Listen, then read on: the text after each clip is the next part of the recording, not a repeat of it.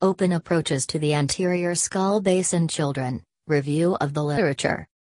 By Wasserzug, Oshri via Journal of Neurological Surgery Part B, Skull Base. J. Neurol Surg B. DOI 10.1055/S003716211739. Introduction. Skull base lesions in children and adolescents are rare, and comprise only 5.6% of all skull base surgery.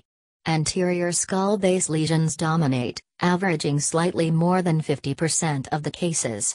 Until recently, surgery of the anterior skull base was dominated by open procedures, and endoscopic skull base surgery was reserved for benign pathologies. Endoscopic skull base surgery is gradually gaining popularity. In spite of that, open skull base surgery is still considered the gold standard for the treatment of anterior skull base lesions, and it is the preferred approach in selected cases. Objective. This article reviews current concepts and open approaches to the anterior skull base in children in the era of endoscopic surgery. Materials and methods. Comprehensive literature review. Results. Extensive intracranial intradural invasion, extensive orbital invasion, encasement of the optic nerve or the internal carotid artery, lateral supraorbital dural involvement and involvement of the anterior table of the frontal sinus or lateral portion of the frontal sinus precludes endoscopic surgery, and mandates open skull base surgery. The open approaches which are used most frequently for surgical resection of anterior skull base tumors are the transfacial, transmaxillary, subcranial, and subfrontal approaches.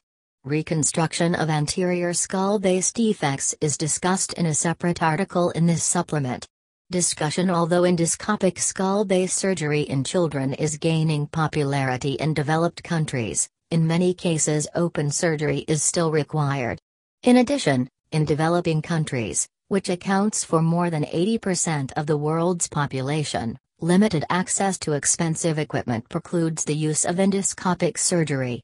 Several open surgical approaches are still employed to resect anterior skull base lesions in the pediatric population. With this large armamentarium of surgical approaches, tailoring the most suitable approach to a specific lesion in regard to its nature, location, and extent is of utmost importance.